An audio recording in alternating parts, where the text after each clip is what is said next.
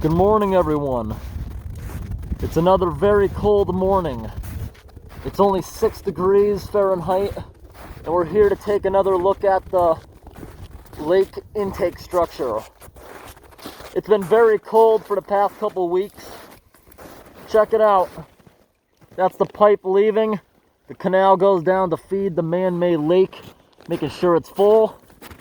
It gets its water from the structure right next to the river.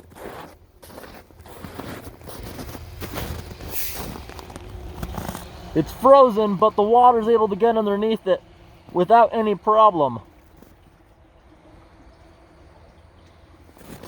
And today, we can actually walk on the entire river. Isn't that cool? This is an ice dam right here, caused by when the river was higher. It deposited all this frazzle ice, making this wall. It looks like a snowbank all along it. But look in here. A few weeks back, I'm the one who broke this big hole to get down there and free it. But right now, there's barely any water going in there. The water levels are very low right now. No need to break that. Next time it thaws, that will all come out of here. But it's been so cold lately, we can walk on the river without any fears of falling through. Most of the rivers in this area have between 6 and 10 inches of ice consistently across the top. Look at this. I actually like the slippage. That's why I rarely wear ice cleats. We're going for a walk down to the drain structure. Ordinarily, I'd walk up here on the trail, but no, not today. We're gonna see if we can walk the whole distance on the river. This river is very flat. It's really easy to see places that you'd be able to fall through, such as around rocks and things where the water's still moving pretty swiftly. But by the looks of it, until we get up there to where the rapids are, we look safe. All right, guys, I actually just busted my butt falling down. Look over here. See the moving water on the edge? Now, we just had a snowstorm in this area. This ice is not covered with snow because it was so windy during the snowstorm, it just blew away.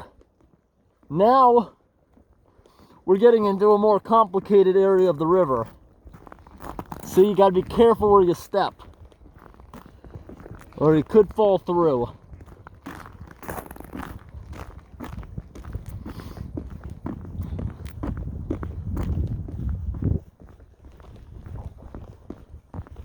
It's so cold out, so you can walk basically right up to the moving areas with very little risk of falling through. Just got to use common sense where I'm walking.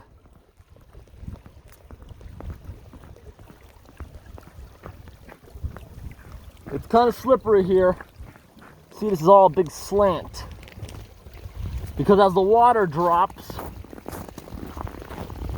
the ice starts sagging. Now over here we got some snow.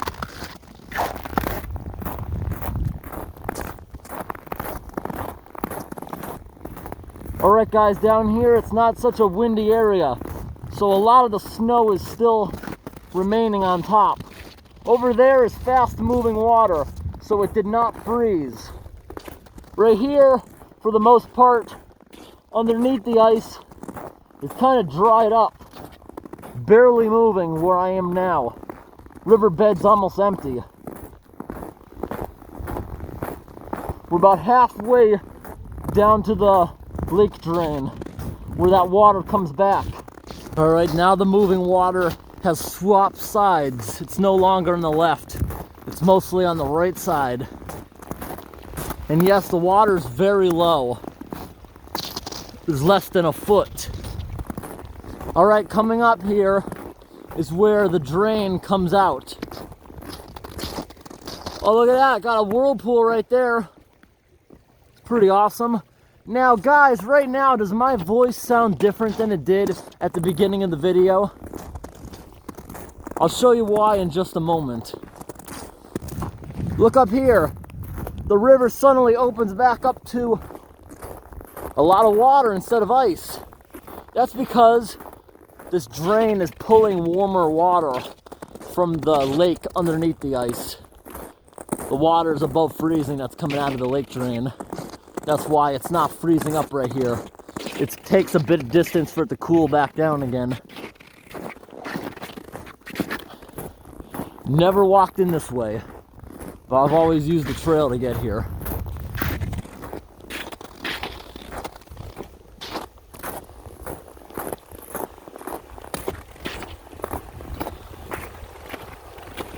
Yes. Woohoo! Good thing there's not a lot of water down there. Only went into a couple inches. Right here, as you can see, the water's not freezing up because it's too warm.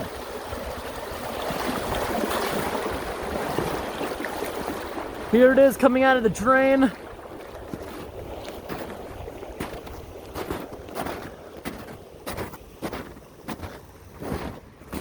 Once again, a lot of animal tracks on that hill for whatever reason.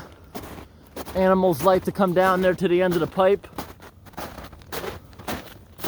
It's extremely cold outside today. Wow, look at the drain. That's the most frozen we've ever seen it. And we're gonna walk across the lake to get back. Look at this. Can't even see down inside it. Last time there was icicles going all the way down inside the structure. All right, guys. Now this is why my voice sounded different at the beginning of the video. I bought this face shield and I was hoping that it would be awesome out here in this kind of weather. It would stop with getting snow blind, which snow blind is basically everything's white. So your brain starts to make imaginary colors. And I also thought it would keep my face warm as I'm breathing inside it. You can't see it from the outside, but and right here, my lower half is all ice. And if I keep talking to you guys on the camera, the entire top of it freezes up too. It's literally freezing my breath inside it. It's supposed to be fog free, but I don't think this counts because this is ice. It doesn't have time to evaporate. Right now, because I'm talking to you guys, the whole thing is fogging up. Now, this thing is not actually meant for cold weather. I'm pretty sure it's just a way to hide your face. It's basically just a face shield. But I'll leave a link in the description if anyone's interested. It'll definitely be cool for warmer weather or even indoors.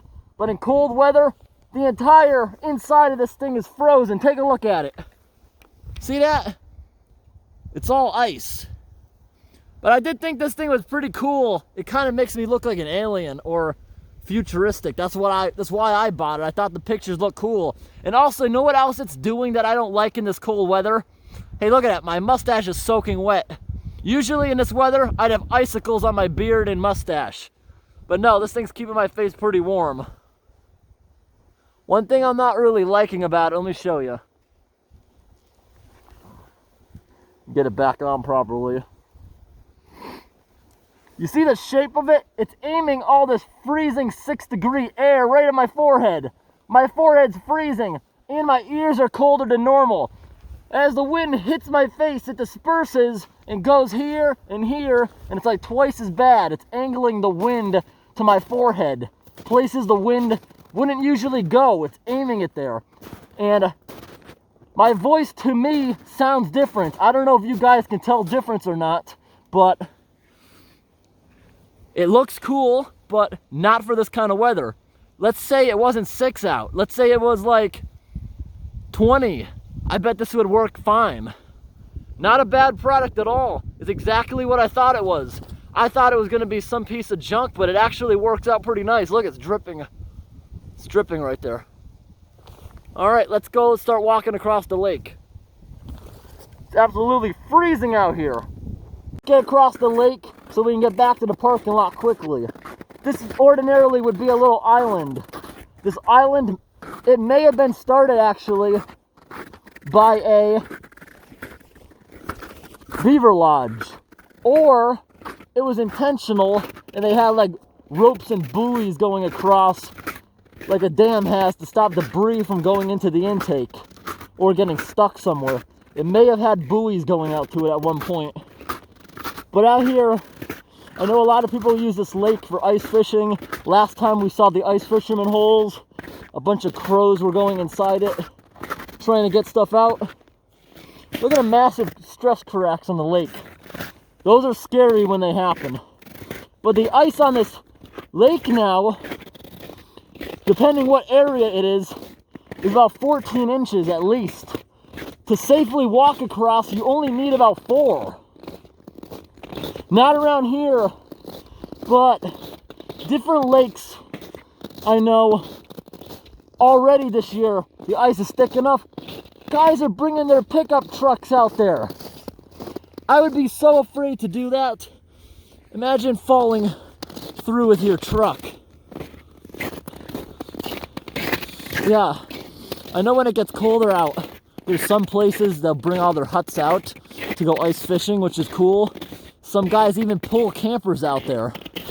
It's just insane. But I'm sure they measure the ice and they know it can handle it. I believe 18 inches is what they say is safe to drive on. And we're getting close to it. Anyways, I hope today's video was interesting. Thanks for watching. Have a great day. It's super cold out. I got to get my gloves back on. All right, guys, I've been using this shield even longer now. I got to say, I think now that I'm going in the other direction, the wind is on my back, so it's not doing this anymore and getting all freezing around it. Because the wind is to my back, this is actually working fine now. It's keeping my face nice and warm. I should have wore a winter hat, but that's my mistake. It's actually nice on the way back, so if it wasn't windy out, this would work great in the winter time. Also, if I wasn't talking so much, if I was just walking, it wouldn't be fogging up like this. Just keep that in mind. It's probably not really made for this. There we go. Now the icicles are starting. Now that this thing's been propped up for a while. All turned to ice. I like that feeling.